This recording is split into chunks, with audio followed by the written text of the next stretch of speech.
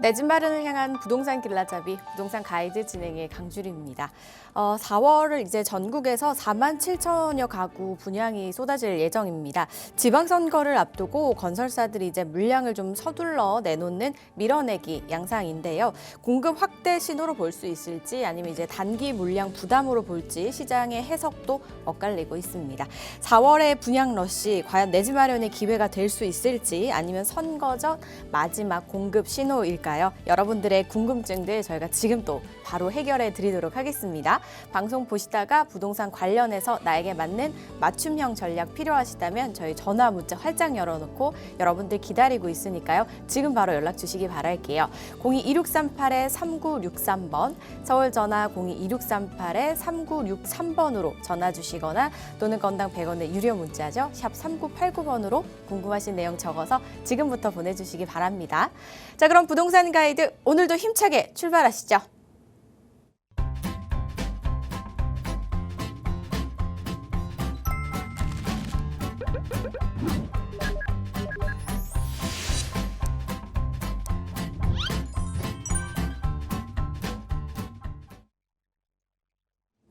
매주 금요일마다 저희와 함께 여러분들의 고민도 함께 고민하면서 해결해 주시고 그리고 지역 분석 도와주시는 분이죠. 위버라인의 우아미 이사와 함께합니다. 안녕하세요, 이사님. 네, 안녕하세요. 위버라인 우아입니다. 매주 금요일 여러분들 찾아뵙고 있고요. 이번 주도 정말 반갑습니다.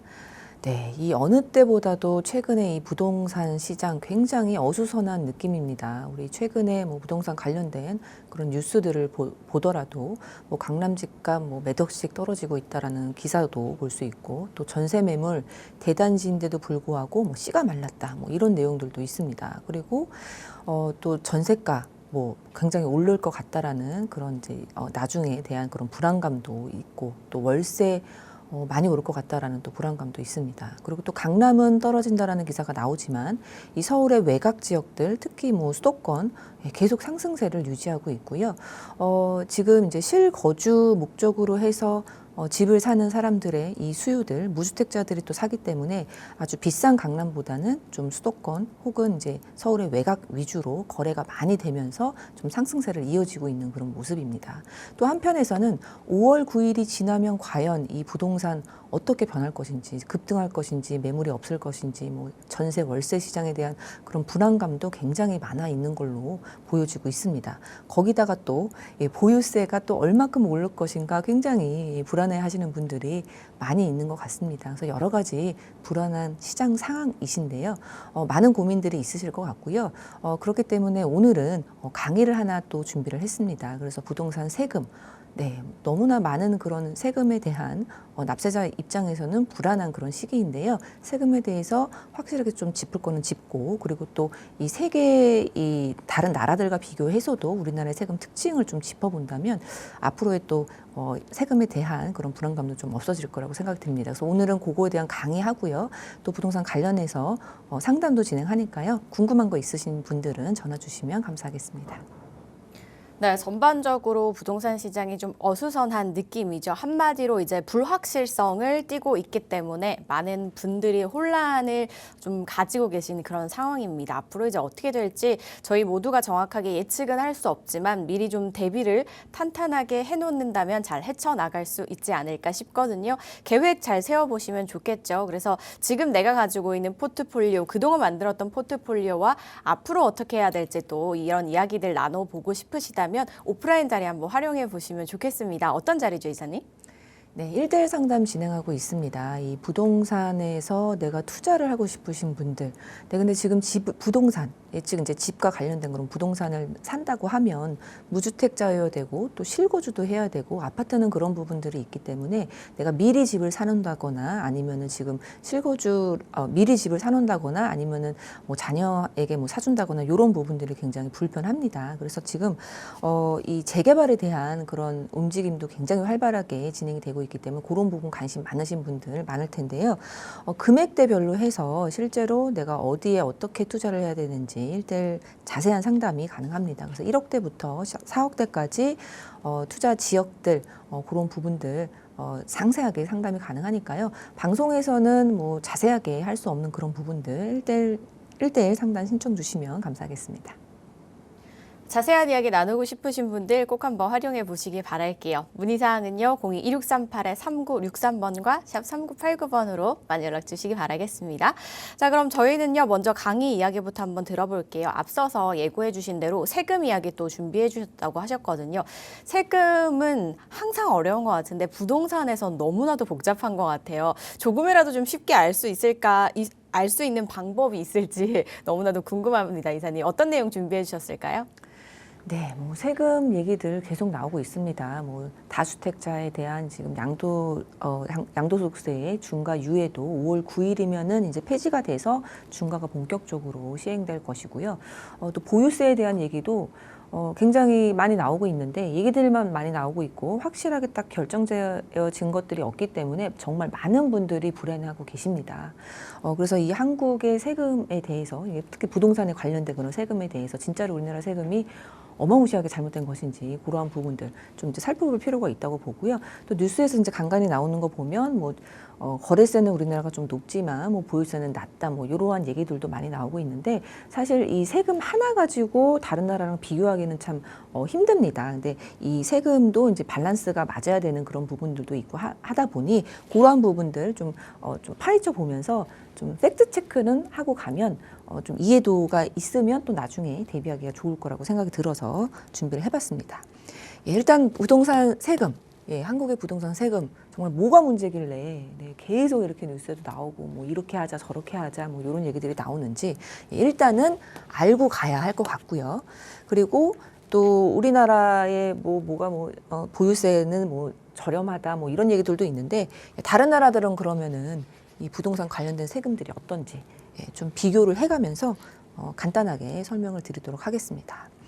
일단 우리나라의 세금 좀 전체적으로 좀 이해를 해보면 일단은 거래세가 있고요. 그러니까 거래세는 말 그대로 취득할 때 내는 세금 그리고 팔 때 내는 양도소득세입니다. 이렇게 두 가지가 있고 보유세가 있습니다. 보유세는 보유함에 있어서 내는 세금, 재산세, 종합부동산세 이렇게 있고 또 이러한 거래세 그리고 보유세 중에서도 다주택자에 대해서는 아주 과도하게 중과를 하고 있는 이런 형태를 띠고 있습니다. 일단 처음부터 좀 살펴보면요. 취득세는 부동산을 사고 팔 때 내는 세금입니다. 그래서 그 세금의 기준이 된 부분은 거래 가격입니다. 그래서 거래 가격에 이제 세율이 곱해져서 이제 내게 되는 세액이 결정되는 그런 지방세이고요. 기본적으로는 1에서 3% 정도입니다. 양도소득세입니다. 양도소득세는 부동산을 팔 때 내는 세금인데요. 내가 샀던 금액하고 내가 파는 금액하고 그 사이에 차익분이 기준이 돼서 그 기준으로 해서 부과가 되는 세금인데 초과 누진세율이 결정이 되고요. 그래서 이 금액에 따라서 누진세율로 결정이 되는데 6에서 45%까지 되어 있습니다. 우리나라는. 네, 보유세입니다. 보유세는 부동산을 가지고 있는 동안에 매년 납부하는 것입니다. 그래서 매년 납부하는 게 상당한 부담으로 다가올 수 있는데요. 그렇기 때문에 한 번 내버리고 끝나는 세금보다는 보유세 부분이 이 변동에 대해서 많은 분들이 예민하게 반응할 수밖에 없는 그런 상황입니다. 보유세에는 재산세와 종합부동산세가 있는데요. 재산세는 이제 모든 부동산을 소유하고 있는 모든 소유자에게 매겨지는 세금입니다. 지방세이고요. 그리고 이 재산세의 기준이 되는 것은 매년 공시가격을 기준으로 책정이 됩니다. 그리고 우리나라는 매년 공시가격이 나오고요. 이 공시가격은 시세랑 어느 정도는 연결이 되어 있습니다. 그래서 그러한 세금이 지방세가 재산세고요. 또 하나 보유세에서 추가적으로 또 들어가는 세금이 종합부동산세인데요. 이 종합부동산세는 모든 소유자가 내는 건 아니고 일정한 금액 이상의 고가 부동산을 갖고 있는 사람들만 내고 있습니다. 그래서 추가로 부과되는 이제 국세 그런 느낌인데요. 우리나라 특유의 그런 부유세 성격이라고 볼 수 있습니다. 그래서 이제 뭐 부동산에 이제 부유세 하면 우리나라는 뭐 프랑스 요 정도 생각해 볼 수 있겠는데요.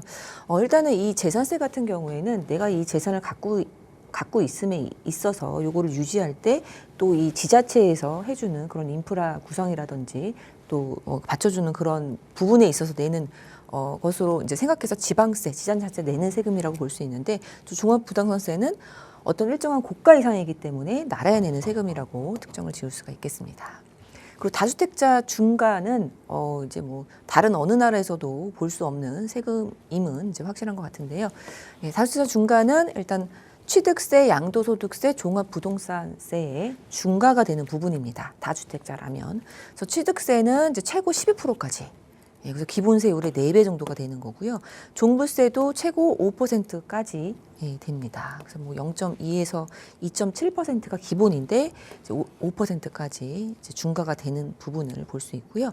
예, 양도세는 이제 뭐 숫자로 보면 굉장히 과도하다고 느껴지기도 하는데 기본적으로 6에서 45%인데 집이 2개 있느냐, 3개 이상 있느냐에 따라서 20%포인트, 30%포인트가 가산이 돼서 최고 세율이 무려 42.5%까지 예, 그렇게 책정이 될 수 있습니다. 그래서 우리나라 세금은 기본적으로 이렇게 좀 이런 구조를 가지고 있습니다. 그래서 예, 취득세, 재산세, 종부세, 양도세가 있고 일반 세율과 네, 그리고 다주택자의 그런 중과 세율과 비교가 많이 된다. 그리고 재산세는 똑같지만 다른 취득세, 종부세, 양도세는 네, 다주택자의 중과가 예, 지금 되어 있다라고 볼 수 있고요. 여기서 조금 특이한 점은요. 다른 세금들은 뭐 그렇지는 않은데 우리 종부세 같은 경우에는 예, 소득이 없어도 자산 보유만으로 매년 부과가 되고요. 그리고 그 납부세액에 대해서는 어느 정도는 이제 소득 공제가 다 가능하거든요. 취득세도 양도세 할 때 공제가 되고 이제 양도소득세도 이제 소득세 할 때가 이제 좀 어느 정도 공제가 되는데 아예 이 종부세 같은 경우에는 이제 이 소득 공제가 불가능하기 때문에 현금으로 아주 전적으로 부담을 해야 된다라는 굉장히 이 납세자의 입장에서는 무서운 세금으로 작용을 할 수가 있습니다. 네, 이런 특징을 가지고 있는데. 네, 최근에 이제 많이 나오는 뭐 싱가폴 세금 얘기하면서 싱가폴 얘기가 좀 많이 나오고 있거든요. 그래서 뭐 그래서 싱가폴은 어떤 세금 체계를 갖고 있길래 또 우리나라가 벤치마킹 해야 될 그런 뭐 세금 체계라고 이제 종종 이제 뉴스에 나오는지 좀 궁금해서 한번 조사를 해봤는데요. 네, 일단 싱가포르는 특징은 뭐냐면요. 실거주 자국민은 보호하고 외국인 투기 자본을 차단하는 것이 특징인 것 같습니다. 네, 일단은 싱가포르의 이 이제 매매 취득세 할 때 예, 외국인은 이제 60%라는 거. 예, 이게 참 이제 특징적이었고요. 일단 뭐 보유세인 재산세부터 한번 보겠습니다. 예, 싱가포르의 보유세는 재산세인데요. 이 재산세는 우리나라는 이제 공시 가격을 기준으로 해서 세금이 매겨지는 대신에 여기는 연간 임대 가치를 기준으로 해서 세금이 매겨집니다. 그래서 집값 기준이 아닌 월세 수익을 기준으로 월세 수익을 기준으로 과세합니다. 사실 이제 우리나라 사람이기 때문에 우리나라 세금만 이제 계속 생각을 하다가 다른 나라의 그 세금들을 살펴보니 이런 기준 자체가 굉장히 다르기 때문에 세금을 바라보는 이 스탠스 자체가 굉장히 다르다라고 느꼈습니다. 그래서 여기 재산세도 보유하는 게 집값이 올랐다고 더 내는 것이 아니라 이 집에서 내가 수익을 얻을 수 있는 그 월세 수익에 따라서 과세를 한다라는 게 굉장히 인상적이었고요. 그렇기 때문에 집값이 올라도 임대료가 오르지 않고요. 임대료가 오르면 그 대신 이 재산세가 올라간다. 예, 그런 식으로 생각을 해볼 수가 있겠습니다. 그리고 싱가포르는요. 양도소득세가 없습니다. 기본적으로 양도소득세가 이제 아예 없는 그런 개념이고요. 다만 1년 이내에 팔 경우, 3년 이내에 팔 경우, 뭐 4년 이내에 팔 경우에서 단기적으로 팔 때 그런 부과되는 세금이 있습니다. 그래서 뭐 4%에서 16% 정도의 그러한 단기 차익에 대해서만 부과를 한다라는 것도 특징입니다. 그래서 기본적으로 자본이득에 대해서 과세하지 않아서 자산 형성할 수 있는 그런 부분을 장려한다라고 볼 수 있습니다. 네, 여기 밑에 나와 있는데 단기 매매세라는 게 있습니다. 그래서 양도세, 소득세와는 기본으로 조금 다르지만 3년 내에 매도할 경우 이렇게 단기적으로 매도할 경우 그렇게 부과할 수 있는 그런 세금들이 있다라고 볼 수 있고요. 여기 굉장히 이제 특이한 거는 외국인이 이제 취득할 때는 이제 60%가 부과가 된다라는 것. 그래서 외국인 투기 자본을 이제 원천적으로 차단하는 그런 내용들을 가지고 있습니다. 예, 그 다음은 미국입니다. 미국은 이제 뭐 50개의 주가 있고 또 주마다 이제 법이 다 다른데 그 중에서 특이한 요 캘리포니아를 한번 조사를 해봤습니다. 캘리포니아는요, 취득 당시의 가격을 재산세의 기준으로 삼습니다. 그래서 굉장히 좀 흥미로운데요. 우리나라는 매년 공시지가를 발표를 하고 또 공시지가에서 공정시장가액 비율을 곱해서 지금은 60%입니다. 비율을 곱해서 그 가표로 해서 그걸 기준으로 해서 재산세나 이제 종합부동산세를 매기는데요. 캘리포니아는 매년 이 과세의 기준점이 달라지는 게 아니라 취득 당시의 가격을 재산세의 과세 표준으로 영구하게 정한다라는 게 특징입니다. 그래서 집값 폭등하고 무관하게 처음 산 가격을 기준으로 보유세를 부과하는 것이 특징이었습니다. 네, 1978년 도입됐다라고 하는데요. 네, 그래서 현재 시세가 아니고 그리고 취득 시점 가격으로 고정을 하기 때문에 지금 굉장히 우리 어수선한 게 뭐 보유세 올린다, 뭐 종부세 뭐 어떻게 한다, 뭐 공정시장가액도 올릴 수 있다, 공시가격 올린다, 굉장히 불안하거든요. 확정지어지지 않으면.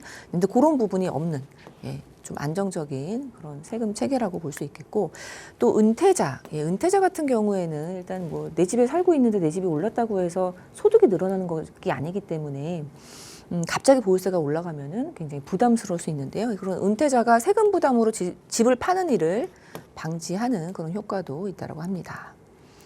네, 취득 시점 가격으로 뭐 기준을 삼아서 보유세를 매기다 보면 이제 너무 오래되면 이제 옛날하고는 이제 물가 측면에서는 안 맞기 때문에 물가 상승률은 이제 반영한다라고 하는데요. 그게 연간 최대 2%까지만이라고 합니다. 그래서 집값이 2배, 3배 이렇게 올라가도 연간 상승률은 최대 2%까지밖에 안 되기 때문에 세금은 거의 그대로 유지되는 그런 이제 집주인의 보호 장치라고 볼 수 있습니다.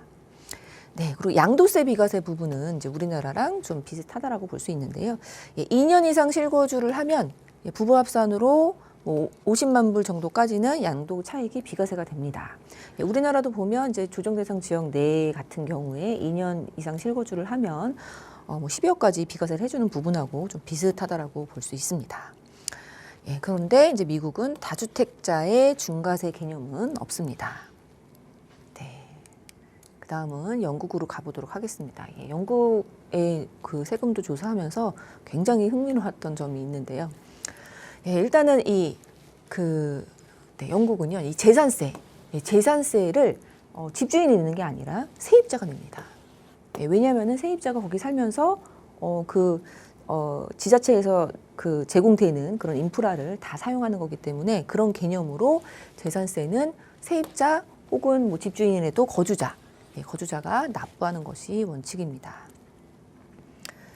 네, 그리고 그래서 특징이 사용하는 사람이 세금을 내는 거고 과표는 이제 1991년도에 멈춰 있다라고 하는데 한번 살펴보겠습니다. 일단 보유세의 납세 의무자는 실거주자입니다. 그래서 이제 세입자가 재산세를 납부하는 경우고요. 그리고 집주인은 이제 공실일 경우만 혹은 자기가 사는 경우에만 재산세를 낸다. 그래서 수익자 부담 원칙이다라고 볼 수 있습니다. 그리고 여기도 뭐 91년 4월 1일 기준을 가격으로 해서 뭐 이 지역마다 등급을 나눠서 30년 넘게 이 세금을 산출하는 그 기준점이 고정이라고 합니다. 그래서 집값이 막 오른다고 해서 세금이 막 급증하는 그러한 곳은 없다라고 보실 수 있습니다. 네, 여기도 양도소득세에 대해서는 이제 주된 거주자는 전액 얼마까지 비과세되고 그 이유는 뭐 내고 뭐 이런 게 아니라 전액 비과세가 되는데요. 주된 거주지입니다. 주된 거주지. 그러니까 다주택자여도 내가 세를 넣고 내가 여기는 주된 거주지라고 한다면 그 주된 거주지 내가 살고 있는 데는 다주택자라도 양도소득세가 전액 비과세가 되는 그런 특징을 가지고 있습니다. 다주택자에 대해서 좀 추가적으로 매겨지는 거는 뭐 취득 시에 인지세 정도가 추가된다고 하는데 뭐 미미한 정도죠. 우리나라 뭐 12% 이런 거에 비하면은 이런 특징을 가지고 있는 게 영국이었고요. 저도 조사하면서 세입자가 재산세를 보유세를 낸다는 것에 굉장히 흥미로웠던 부분입니다. 일본입니다. 네, 일본은 보유세, 보유세가 있기는 한데 우리나라처럼 이제 평가를 해서 이 이제 과표 부분이 결정이 되는데 3년마다 고정입니다. 그러니까 3년마다 평가를 합니다. 그래서 3년은 최소한 고정이다라고 볼 수 있고요. 3년마다 평가를 하기 때문에 이 평가 기간 중에는 세금이 고정이 되어서 좀 예측이 가능한 부분들이 있습니다. 그래서 집값이 막 갑자기 이렇게 올라가도 3년 정도는 고정으로서 어느 정도는 이제 예측을 할 수 있는 그런 구조를 가지고 있습니다. 네. 그리고 이 장기 보유, 우리나라도 장기 보유 특별 공제라는 부분이 있는데, 여기는 이제 장기 보유하게 되면 양도소득세가 이제 우대가 됩니다. 세금이 이제 우대가 되는데, 5년 초과 보유할 때 세금이 39에서 뭐 20% 이렇게 대폭 낮아진다고 하고요.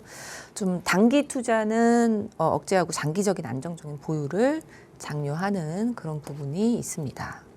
네, 그리고 뭐 일본은 다른 나라와 똑같이 마찬가지로 다주택자 뭐 중과는 없다라고 합니다. 네, 독일입니다. 네, 독일도 한번 보면요. 독일은 취득세가 상당히 비쌌습니다. 네, 그래서 부동산 취득 시 3.5%에서 6.5%로 다른 나라에 비해서는 이제 상당히 높은 편이었습니다. 근데 뭐 그래도 우리나라보다는 덜한 것을 보는데, 그래서 초기 이렇게 집을 살 때, 보유할 때 그런 이제 초기 진입 장벽은 좀 높은데 보유세랑 양도세가 이제 굉장히 저렴합니다. 네, 그래서 그런 특징을 가지고 있습니다. 근데 취득할 때 세금이 높고 양도하고 이제 보유를 이제 계속 장려하는 고러한 세금 체계이기 때문에 장기 보유를 적극 권장하는 그런 구조를 가지고 있다고 볼 수 있습니다. 보유세는 지자체마다 좀 다른데 실효세율이 매우 낮다고 하는데요. 0.1에서 0.3%라고 합니다. 양도소득세는 10년 이상 보유하면은 세금이 전면 면제입니다. 10년 이상 보유하면. 그리고 10년 이상 보유를 못하더라도 실거주를 2년만 하면 보유기간 무관하게 이제 면제가 된다라고 합니다. 네, 독일을 한번 살펴봤고요. 네, 그 다음은 프랑스입니다. 프랑스는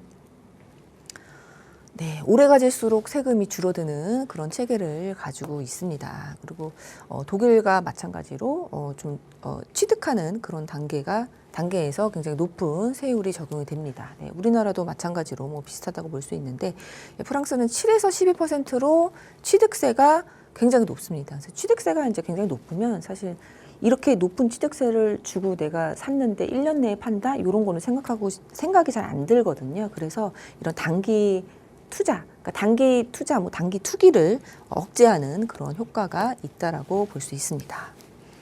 보유세도 보유세가 좀 이제 복잡했었는데요. 이 이제 지자체별로 이제 워낙에 다양하고 이 보유세가 또 이제 상업용 같은 경우에는 월세 부분도 들어가고 그래서 좀 우리나라는 완전히 체계가 달라서 좀 아주 복잡해서 설명을 좀 이제 그 자세하게 드릴 수는 없는데 또 한국 대비해서는 상대적으로 부담이 적은 편이라고 합니다. 네. 그리고 프랑스도 마찬가지로 장기 보유했을 때는 양도세 혜택이 이제 있습니다. 보유 기간에 비례해서 세금이 감면이 되고요. 22년 보유하면 양도소득세가 전액 면제가 되는 그런 세금 체계를 가지고 있습니다. 네, 그리고 이 우리나라도 이 종합부동산세가 부동산에 대한 이제 부유세 개념인데요. 이 프랑스도 부동산 부유세가 있습니다. 네, 그래서 순자산, 그러니까 우리나라는 뭐 주택만 이제 합쳐서 뭐 한다던가 뭐 이런 부분이 있는데 프랑스는 순자산에 대해서 초과분에 대해서 부과되는 그런 부자세 성격의 세금이 있다라고 합니다. 네, 그래서 여러 가지 그 이제 나라들하고 좀 비교를 해봤는데요. 네, 그렇습니다. 근데 이렇게 살펴보면은 어느 나라는 이제 뭐 보유세를 뭐 그 세입자가 내기도 하고, 그리고 보유세를 매길 때 뭐 취득하는 시점에 이제 고정돼서 좀 매기기도 하고, 네. 그리고 또 어느 나라는 또 취득세가 높아서 단기 그런 투기를 억제하는 그런 형태로 또 세금도 운영하고, 뭐 이런 부분들이 다 특징이 있는데요. 사실 우리나라처럼 이렇게 네, 재산세, 양도소득세, 그리고 그러니까 취득세, 뭐 보유세, 양도소득세 이 전체적으로 다 이렇게 중과가 되고 또 과중한 그런 세금 체계를 갖고 있는 나라는 없는 것으로 보여지기는 합니다. 그리고 또 이 종부세 같은 경우도 이 소득공제가 안 된다라는 거는 다른 나라들하고 비교했을 때 이제 유례가 없는 그런 특징을 가지고 있다라고 보여집니다. 네, 이렇게 쭉 정리를 해보면서요, 어떤 생각이 들었냐면 이제 이 부동산의 세금, 뭐 부동산의 세금으로 가격을 뭐 움직일 수는 없을 것 같습니다. 그런데 그래도 이 부동산 세금에 따라서 우리 그 국민들은 다 움직이기 마련이기 때문에 집을 살 건지 말 건지 팔 건지 아니면 계속 보유할 건지 그런 부분들 다 세금에 따라서 개개인별로 합리적인 판단을 하기 마련입니다. 근데 좀 과한 부분이 있다면, 그리고 밸런스가 맞지 않는 부분이 있다면 충분히 고려해서 정책 결정자들께서 잘 이제 고려했었으면 좋겠다라는 생각이 있고요. 쭉 이렇게 좀 살펴보니까 우리나라는 뭐 취득, 보유, 양도 이 부분이 모든 단계에서 주택 수를 기준으로 해서 오래 보유하는 거를 장려한다든지, 뭐 어떤 부분은 어떤 나라들은 또 이 안정적인 세금을 낼 수 있는 불안하지 않게, 국민들이 불안하지 않게 낼 수 있는 그런 체계를 갖고 있는다든지, 뭐 그 특징들이 다 있는데요. 또 싱가포르 같은 경우에는 외국의 수요를 완전히 차단해버리는 그런 특징을 갖고 있는데, 우리나라는 모든 단계에서 이 주택 수를 기준으로 해서 이 징벌적인 가산세율을 적용하는 그런 특징을 가지고 있는 것은 사실인 것 같습니다. 그리고 두 번째로는 좀 생각해봐야 될 문제는 이제 종부세입니다. 종부세. 종부세는 집값이 올랐다고 이제 매년 내는 그런 세금의 역할을 하고 있는데, 근데 문제는 소득이 없어도 이 고액의 보유세를 내게 된다라고 생각하면 굉장히 부담으로 다가올 수 있고요. 그리고 또 이 종부세 같은 경우에는 소득공제 측면도 아예 이제 없는 부분들이기 때문에 이제 세금으로 납부해야 된다라는, 그러니까 현금으로 아예 그냥 납부를 해야 된다라는 그런 현금 납부 압박도 있습니다. 그리고 뭐 이제 소득이 없는 은퇴자들, 옛날에 열심히 일해서 이제 좋은 집 하나 갖고 있는 그런 분들은 소득이 없기 때문에 과도하게 또 종부세가 매겨진다면 이사를 가야 되는 그런 부분도 생겨날 수 있다라고 생각이 듭니다. 네, 그리고 거래세가요, 정말 OECD랑 비교했을 때 굉장히 높습니다. 이 거래세가 GDP 대비해서 1.66%인데요. OECD 평균이 0.35%이니까 한 4.7배에 달하는 수준입니다. 그래서 거래세도 높고 또 이제 보유세도 좀 높은 그런 상황이라고 볼 수 있습니다. 그리고 또 하나는 좀 불안하게 만드는 그런 부분들이 있다라는 건데요. 보유세는 이제 매년 나라에서 정해주는 공시 가격에 따라서 공시 가격을 기준으로 해서 세액이 매겨집니다. 그리고 그 중간에 공정시장 가액 비율이라는 게 있어서 또 정책에 따라서 이런 부분들이 수시로 변하거든요. 그래서 공시 가격, 그리고 지금은 60%지만 옛날에 95%까지도 적용이 됐던 적이 있었던 공정시장 가액 비율도 굉장히 이제 유동적이기 때문에 예측 불가능하다라는 이제 불안감이 있습니다. 내가 지금은 요만큼 냈지만 내년에는 이만큼 낼 수 있지 않을까? 그런 불안한 부분들이 있기 때문에 좀 안정적으로 생활을 할 수 있게끔 그런 부분도 좀 교정해야 되지 않나 그런 생각이 들고요. 다섯 번째로는 장기 보유를 사실은 이게 부동산 투기하면 안 된다라고, 뭐 투기의 대상이 아니다라고 이렇게 볼 때는 이 장기 보유를 하는 것이 맞습니다. 단타식으로 샀다 팔았다 차익 남기고 이런 게 불가능해야 되는 게 맞는 건데, 그러려면 장기 보유를 장려해야 된다라고 생각이 듭니다. 그래서 다른 뭐 독일이나 프랑스 같은 경우에는 장기 보유하면 세금이 이제 0% 이렇게 나올 정도로 이제 장기 보유하면 세금이 전혀 없는 그런 부분들이 있는데, 우리나라는 다주택자라면 오래 보유할수록 당연히 이 집값은 이제 긴 시계열 속에서 보면은 물가 상승도 있기 때문에 항상 우상향이거든요. 그럼 오래 보유할수록 차익이 더 많고 차익이 많으니까 더 많은 세금을 내게 되는 효과를 가져오는 것 같습니다. 그래서 이런 부분들 한번 하도 이제 이 불안한 이 세금에 대해서 많은 기사들이 나오니까 한번 체크해 보면 좋겠다라고 해서 준비를 해봤습니다. 네, 다른 나라 세금 체계들과 함께 또 우리나라 세금들을 간략하게 한번 비교를 해봤습니다. 잘 살펴보시는 타임 되셨길 바라고요. 저희 빠르게 문자 상담 하나 또 만나보도록 하겠습니다. 2755님께서 보내주셨는데요. 성내동 현대아파트 재건축 예정지와 성내동의 코오롱 아파트 이 두 매물 중에 실거주 목적으로 어떤 곳이 나을까요? 라고 보내주셨습니다. 매수 관련 고민이신데요. 재건축 예정 아파트, 같은 지역 내에서 재건축 예정 아파트와 또 다른 아파트 둘 중에서 고민하고 계시거든요. 이사님 어디가 더 나을까요? 아, 네. 지금 근데 너무 비슷한 지역의 요 아파트들을 말씀 주셨는데요. 이 실거주 목적이라고 하셨는데요. 네, 실거주 목적 아니면 지금 집을 살 수가 없습니다. 네, 좀 오픈 현실인데 아무튼 이제 말씀을 드리면 저는 웬만하면은 그 좋은 매물이 나와 조건이 맞는 매물이 나오는 걸 잡는 게 맞다라고 생각이 들고요. 일단 요 두 아파트는 강동구에 속해 있고 그리고 이제 좀 나홀로 아파트까지는 아니지만 이제 세대가 굉장히 적습니다. 그래서 300세대가 안 되는 그런 아파트이기 때문에 매물이 뭐 2000세대, 3000세대처럼 그렇게 평균적으로 이런 매물 저런 매물 그러니까 많은 종류의 사연이 있는 매물들이 나오기 힘들거든요. 근데 지금은 현실적으로 집을 산다라고 하면 세입자도 껴있지 않아야 되고 세입자가 껴있다면은 그 집주인이 또 다주택자여야 되고 세입자가 또 껴있는데 그 집주인이 1주택자라면 그 집도 한 뭐 4개월, 6개월 정도의 그 세입자 그 남은 기간도 남아 있어야 되고 정말 너무 복잡하거든요. 그래서 일단 내가 지금 살려고 하는 이 시점에서 어느 정도 그 조건에 맞는 집이 나왔는지를 한번 살펴보는 게 먼저일 것 같고요. 그리고 급매물, 네, 꼭 지금 팔아야 되는 매물 있잖아요. 지금 3월 말입니다. 3월 말이면 실제로 5월 9일 이전에 계약을 해야 되는 아주 급한 급매물 같은 경우에는 4월 초까지는 토지거래 허가를 받아야 되기 때문에 4월 초까지는 그 약정이 되어야 됩니다. 그래서 지금 시기가 딱 그 마지막 시기거든요. 그래서 정말 급매가 나오는 게 있다 그러면은 급매물로 접근하시는 게 낫고요. 조건이 비슷하다 그러면은 당연히 재건축이 그래도 예정이 되어 있고 용적률이 지금 이 현대아파트가 조금 더 낮거든요. 요 코롱 아파트가 이제 350이고 여기가 한 210 요 정도로 알고 있는데 용적률이 낮고 그래도 재건축의 확률이 높은 아파트를 선택하시는 게 낫다라고 보여집니다.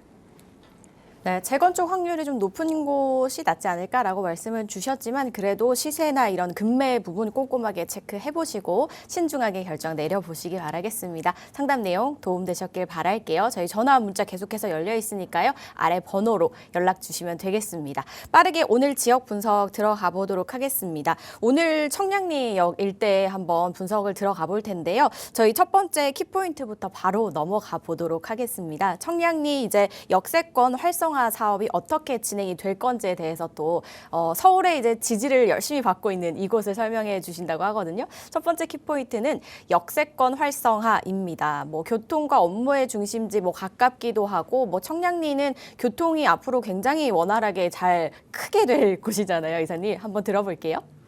지금도 이제 워낙에 이 청량리역은 역사도 깊고 역사도 크고 뭐 요런데요. 이 역세권 활성화를 이제 뭐 밀어주고 당겨주겠다라는 서울시의 얼마 전에 발표도 있었습니다. 그래서 뭐 직주락이라고 해서 출근을 짧게, 휴식은 길게, 뭐 일상은 풍요롭게. 이 역세권 지금도 역세권 활성화 재개발 사업이 있거든요. 여기를 이제 잘 고밀 개발을 해서 뭐 직장도 그쪽에 있고 뭐 주거도 이쪽에 있으면서 좀 출퇴근 줄여주면서 좀 풍요롭게 살 수 있다라는 그런 개념입니다. 그리고 특히 이 역세권 활성화 사업을 지원하겠다라는 이제 의도는 서울의 균형 발전을 촉진하겠다라는 이 모토가 이제 딱 정해져 있는데요. 그렇기 때문에 이 강북 지역 그리고 서남권 뭐 요런 지역들 있잖아요. 요런 지역에 인센티브를 많이 주겠다라는 게 주 골자였습니다. 그래서 11 자치구 11개의 자치구를 특별히 이제 콕 집어서 얘기를 했는데요. 그 중에서 동대문구가 이제 들어가는데 그래서 오늘은 청량리를 말씀드릴 거고요. 이렇게 이 역세권 활성화 사업 뭐 지금도 활발하지만 더 지원을 해서 잘 운영을 하겠다라는데 5년간 총 32,000 가구를 공급하겠다라는 계획입니다. 그러니까 좀 빠르게 진행이 된다라는 의미이고요. 또 역세권 활성화는 워낙에 안에만 그러니까 역세권 안에만 있어야 되는 이 한정적인 지역들입니다. 그래서 이 대상지 선정할 때 좀 이제 한정적으로 아주 희소한 그런 입지를 가지고 있는 그런 지역이고요. 또 그렇기 때문에 구역이 막 이렇게 넓지는 않습니다. 좁지만 R자로 올라가는 그런 사업지가 역세권 활성화 사업지라고 보여집니다. 특히 이 공공기여율을 축소한다라는 게 이제 굉장히 인상적이었습니다. 이 내용은 뭐냐면 역세권 활성화는 종 상향도 해주고 그리고 또 용적률을 뭐 1000% 이상까지도 상향을 해줄 수 있는 그런 지역인데요. 이런 용적률 아주 급격한 용적률 상향의 한 50%는 공공으로 기여를 했어야 됐습니다. 그래서 업무시설이라든지 뭐 그런 부분들이 이제 공공기여로 들어가야 되는데 이 50%를 30%로 축소해준다라는 것이 발표가 됐습니다. 이 11개 자치구만 그렇게 해준다라는 건데요. 이렇게 되면은 이 이제 일반 분양분으로 이 20%를 활용할 수 있기 때문에 사업성이 어마어마하게 좋아집니다. 이 역세권 활성화라는 자체가 사업성이 좋은데 거기서도 또 이러한 공공기여 부분을 축소해주기 때문에 이러한 자치구들은 역세권 활성화에 좀 초점을 두면 좋겠다는 생각이고요. 특히나 이 청량리역 같은 경우에는 지금 혜택을 준다라는 이 자치구 중에서도 뭐 1등역입니다. 그래서 특히 동대문구에 있는 청량리역을 좀 눈여겨보면 좋겠다라고 말씀드리겠습니다. 역세권 내에서 개발이 돼서 이제 많은 장점을 가지고 있는 역세권 활성화 설명을 들어봤습니다. 이어서 두 번째 키포인트는요. 청년 첨단 혁신 축입니다. 어떤 축인지 빠르게 한번 설명 들어볼까요? 네, 청량리역은요, 이제 동북부의 이제 뭐 어마어마한 역입니다. 그래서 역사도 이제 100년이 넘은 그런 역사를 지니고 있고요. 그리고 특히나 이제 뭐 왼쪽으로는 이제 업무지구가 가깝고 이제 아래쪽으로는 또 강남하고도 가깝습니다. 그래서 청량리 역세권 요 범위도 한번 살펴보면은 역세권 활성화가 좀 1구역, 2구역, 3구역, 4구역, 5구역 이렇게 좀 진행이 되고 있는데요. 이런 부분들을 좀 살펴보면 좋겠다 말씀을 드리겠고요. 청량리는 3도심 그리고 7광역 중심 중에 3도심 그리고 7광역 중심 12지역 중심 중에서 이쪽에 위치를 해 있는데 입지적으로는 서울 도심과 강남하고 가까이 위치해 있는 곳이고요. 이 네 개의 이 3도심과 7광역 중심 12 그 지역 중심 그 중심 체계 외에 이런 혁신축, 4개의 그런 혁신축이 있는데에도 이 청량리는 속해 있습니다. 그래서 청년 첨단 혁신축으로서 또 미래가 밝은 그런 입지를 가지고 있다고 볼 수 있습니다. 청년 첨단 혁신 축에 대해서 앞으로 이제 미래가 기대된다라는 이야기 들어봤고요. 다음은요. 재개발 이제 여기가 어떻게 보면은 정말 메카라고 할 수 있잖아요. 또 거기다가 고밀 개발까지 몰려 있는 곳입니다. 하나하나 한번 설명 도와주시죠. 네, 청량리 지금 가보시면은 이러한 모습도 볼 수 있습니다. 저층 주거 밀집지역 그리고 이렇게 멋들어진 빌딩들, 빌딩으로 보이지만 이게 주상복합입니다. 그래서 업무동 따로 있고 주상복합 이렇게 위치를 해 있는데요. 다 재개발을 통해서 재탄생한 그런 건물들인데요. 청량리역 일대로는 좀 전에 본 이제 롯데캐슬 65. 예전에 이제 청량리 4구역을 재개발한 이런 주상복합 아파트도 있고요. 또 해링턴 40층, 한양수자는 58층. 그래서 요 일대가 2, 3년 전에 이제 입주한 그런 아파트들이 굉장히 높이가 높습니다. 그리고 이제 오른쪽으로 살짝 내려가면은 이 도시환경 정비 사업 이 전농구역이라고 있는데 여기도 사업시행 인가를 받았는데 736%의 용적률을 받았습니다. 그래서 이 일대는 굉장히 높은 용적률로 고밀 개발을 하는 그런 밀어주는 지역이라고 볼 수 있고요. 또 바로 앞쪽으로는 이쪽에 화이트존으로 이제 후보지 지정이 됐는데요. 화이트존은 대표적인 그런 규제 철폐의 지역입니다. 그래서 이 창의적이고 이제 멋들어진 그런 건물을 지을 수 있는 그런 지역이라고 볼 수 있는데. 그래서 이 청량리역 일대는 전부 다 고밀 개발의 용적률이 굉장히 높게 이제 지정이 될 수 있는 그런 위치다라고 볼 수 있습니다. 네, 아까 말씀드린 이 전농구역인데요. 이 전농구역 재개발 한창입니다. 이 전농구역 도시환경 정비 사업지인데요. 27,000제곱미터입니다. 그런데 이 1,000세대가 들어오는데 27,000제곱미터면 그렇게 뭐 이게 역세권 재개발, 뭐 도시정비형 그런 재개발로서 이제 적당한 크기지만 다른 타 재개발보다는 작습니다. 작아도 이 세대가 많이 들어올 수 있는 용적률이 높고 사업성이 굉장히 좋다라고 볼 수 있습니다. 조합원 수가 이제 233명 정도인데 1,000세대가 들어오는 거니까 상당히 높은 그런 사업성을 가지고 있고 또 투자자 입장에서 조합원으로서 생각해 본다면 굉장히 추가 분담금에서 좀 다른 지역보다는 자유로울 수 있다라는 그런 장점을 가진 지역이 바로 이 청량리역 일대입니다. 네, 여기 전농구역 말씀을 드렸고요. 바로 밑으로 내려가시면은 전농 12구역이 있습니다. 전농 12구역은 16,000제곱미터 정도 크기인데요. 22년도 1월에 조합 설립이 돼서 지금 조합 설립 인가도 났고 지금 사업 시행 인가를 앞두고 있습니다. 근데 여기도 처음에는 이제 204%의 용적률이었는데 용적률을 360%로 지금 상향시키는 것으로 지금 움직임이 일어나고 있고요. 이 일대는 용적률에 있어서는 뭐 다른 타 지역 어떤 지역보다도 굉장히 상향돼서 평균적으로 이제 형성이 되어 있는 지역입니다. 그래서 아직 재개발 이제 초기 단계인 요런 이제 1구역, 그러니까 역세권 활성화 1구역, 2구역, 3구역, 4구역, 그리고 여기 이제 전농 16구역이 있는데 요런 일대들은 그 추가 분담금에 있어서는 다른 타 지역보다는 비교적 부담이 덜할 것으로 보여지고 있습니다. 네, 여기 전농 12구역 조감도입니다. 네, 그리고 용두동입니다. 용두동. 용두 3구역인데요. 이쪽에 위치를 해 있고, 여기도 지금 용적률이 230%였는데 이제 244%로 올리는 것으로 되어 있습니다. 네, 이제 2022년 12월에 후보지 선정이 됐고요. 요 일대가 전부 이제 하나 둘씩 다 이제 재개발로 바뀌고 있는 지역입니다. 여기서 이렇게 좀 살펴보면요, 전농 우리 화이트존이 있고, 요 일대에 지금 아파트가 된 지역들 용적률이 상당히 높다라는 거 말씀을 드렸고요. 오늘 말씀드리는 지역은 역세권 활성화 1, 2, 3, 4, 5구역 요런 지역들. 지금 역세권 활성화에 서울시에서 굉장히 이제 장려를 하겠다라고도 얘기를 했고, 또 특히 이제 동대문구에 대해서는 이제 공공기여 부분도 50에서 30으로 줄여주겠다고 얘기가 나오고 좀 밀고 나가고 있기 때문에 이런 지역들 이제 눈여겨 보시면 상당히 좋겠다라고 말씀을 드리겠습니다. 네, 이제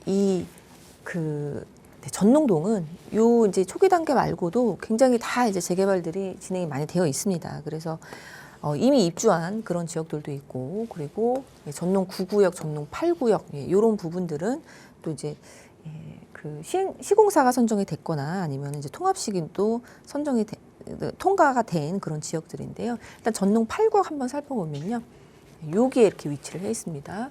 그리고 여기가 청량리역이고요. 이쪽이 전농 16구역. 그리고 역세권 활성화 1, 2, 3, 4, 5구역 이렇게 볼 수 있는데 그 뒤편으로 있는 곳이 전농 8구역입니다. 전농 8구역은 꽤 오래됐습니다. 우리 2008년도에 지정고시가 됐는데 뭐 좀 지지부진하고 뭐 이러다가 21년도에 드디어 조합 설립 인가가 났고요. 24년도에는 롯데건설 시공사가 선정이 됐고, 올해 1월에 통합 심의가 통과가 돼서요. 요런 조감도가 나오면서 1,700세대로 이제 구성이 되는 것으로 결정이 되었습니다. 그래서 전농동 일대가 전부 다 변하고 있다라고 볼 수 있습니다. 네, 그리고 전농 9구역은 전농 9구역입니다. 전농 9구역은 공공재개발로 구역 지정이 됐습니다. 22년에 정비구역이 지정이 됐고요. 일단 이제 공동 시행사도 변경이 돼서 힐스테이트 클래시로 이제 들어오는 것으로 결정이 되어 있습니다. 그래서 이 청량역 일대 재개발이 아주 활발하다라고 볼 수 있는데 지금 현재는 이렇게 높은 빌딩이 이것만 이거랑 이제 뭐 한양수자인이랑 해링턴 이렇게 있지만 이 일대 역세권 활성화들이 또 이제 잘 진행이 돼서 이제 아파트 단지가 들어오면 굉장히 고층의 그런 주상복합들로 되어질 예정이라고 볼 수 있습니다. 네. 네, 전농동 일대 살펴보셨고요. 저희 준비되어 있는 다음 키포인트는요. 가성비를 찾아라입니다. 이 안에서 가성비를 누릴 수 있는 곳 어디 있을까요? 네, 좀 초기 단계에 있는 그런 부분들을 말씀드릴 건데요. 요렇게 지금 요거는 이제 서울시에서 이 역세권을 이 역마다 다 정해놨습니다. 그래서 역세권 활성화를 할 수 있는 그런 이제 경계를 전부 다 전체를 다 정해놨다고 볼 수 있는데 그 중에서 이제 청량리역을 제가 여기 해놓은 거고요. 이건 누구나 다 검색하면 찾아볼 수 있는 그런 자료입니다. 청량리 역세권 활성화를 할 수 있는 요 안에 들어가는 지금 1구역, 2구역, 이제 3구역, 4구역, 5구역 이렇게 볼 수 있는데 요 중에서 4구역하고 5구역이 아직까지는 한 뭐 2억대로도 좀 저렴한 물건들이 있으니까 그런 부분도 좀 살펴보면 될 것 같고요. 뭐 1구역하고 2구역은 이제 시청으로 구청을 통해서 이제 넘어갔고 3구역은 또 선정까지 되어 있습니다. 그래서 요 청량리역 역세권에 들어가는 이 역세권 활성화 사업이 굉장히 활발하게 진행이 되고 있다라고 볼 수 있습니다. 이 지역들의 특징은 뭐냐면 면적 대비해서 조합원 수가 상당히 적으면서 역세권 활성화 사업이기 때문에 용적률 상향을 통해서 그리고 종 상향을 통해서 굉장히 사업성이 좋다라는 것입니다. 근데 최근 이 재개발이 이제 잘 순조롭게 진행이 되는 것의 첫 번째 조건은 사업성이고요. 그 사업성은 이 반대를 했던 그러한 조합원들도 이제 찬성으로 돌리게 되는 그런 원인이 됩니다. 그래서 이러한 사업성이 좋은 그런 지역들을 잘 선별하시면은 재개발이 이제 끝까지 좀 순항할 수 있다라는 그런 특징을 가지고 있습니다. 그 중에서 4구역을 좀 말씀드리겠습니다. 네, 역세권 활성화 4구역이고요. 네, 요렇게 이제 붙어 있는 이 청량리역에서 길 하나 건너면 이렇게 있습니다. 그래서 19,000제곱미터 정도의 면적이고요. 여기 30년 이상의 노후도가 83%, 20년 이상의 노후도가 93%나 됩니다. 그래서 어떤 재개발을 하더라도 진행이 잘 될 수 있는 조건이고요. 이제 조합원 수가 이제 적기 때문에 굉장히 사업성이 좋을 곳으로 생각해 볼 수 있는 사업지입니다. 네, 마지막으로 저희 교통 이야기까지 들려주실까요? 네, 뭐 청량리는 뭐 누구나 다 알 수 있을 만큼 이제 교통의 메카라고 볼 수 있고요. 뭐 굉장히 역사도 오래됐습니다. 100년이 넘은 그런 역이고 GTX-B 그리고 GTX-C 노선이 들어오는 것입니다. 그래서 서울역, 네, 그리고 삼성, 이 청량리 만이 이 GTX의 2개 노선이 들어오는데 그 중에 하나라고 볼 수 있고요. 이 그러니까 역에 한 뭐 10개에서 14개 정도 노선이 예상이 되는 그런 지역이 바로 청량리역입니다. 그래서 역이 이렇게 바로 앞에 있다라는 것은 굉장히 집가 상승에 좋은 영향으로 미칠 수 있고요. 그리고 과거에 GTX가 개통이 되고 난 다음에 그 집가 상승을 한번 생각해 보면은 청량리는 지금도 굉장히 이제 깨끗하게 변하고 있는 곳인데 앞으로는 더욱더 천지개벽할 만큼 변화가 예상이 된다라고 볼 수 있는 그런 지역입니다. 네, 서울시가 끌어주는 청량리의 역세권 활성화 사업에 대해서 저희 만나보셨습니다. 더 자세한 이야기 궁금하시다면요. 저희 오프라인 자리 한번 활용해 보시기 바랄게요. 설명 도와주세요. 네, 1대1 상담 진행을 하고 있습니다. 우리 재개발 투자 어렵습니다. 재개발이라는 것이 참 뭐 그냥 있는 아파트를 사는 것이 아니라 나중에 아파트가 될 지역을 사기 때문에 사업성도 봐야 되고 또 어느 정도 진행이 됐는지도 한번 살펴봐야 되고 또 어떤 종류의 재개발인지도 살펴봐야 되고 이 장단점도 살펴봐야 되고요. 또 내가 언제쯤 아파트보다도 이 중간 내가 판다 그러면 언제 팔 수 있는지 그런 부분도 살펴봐야 됩니다. 그래서 방송에서는 굉장히 뭐 이제 한정적이고 또 이제 혼자 공부하기는 또 오류가 발생할 수 있기 때문에 한번 오셔서 상담을 좀 받아보시는 게 좋겠다라고 생각이 들고요. 금액대별로 어디를 투자하는 게 좋은지 실제 매물을 중심으로 해서 설명을 드리니까요. 매물을 찾고 계시는 분들은 상담 신청 주시고 오시면 좋을 것 같습니다. 궁금하신 사항은요. 02-2638-3963번과 샵 3989번으로 연락 주신 후에 참석하셔서 여러 이야기들 나눠보시길 바랄게요. 저희 방송에서 제공하는 정보는 투자 판단에 대한 조언일 뿐 해당 부동산의 가치 상승과 하락을 보장하지 않습니다. 저희 오늘도 정말 열심히 달려왔습니다. 여러분들 한 주 마무리 잘 하시고요. 행복한 주말 보내세요. 저희 다음 주 이 시간 다시 찾아뵙겠습니다. 시청해주신 여러분 고맙습니다.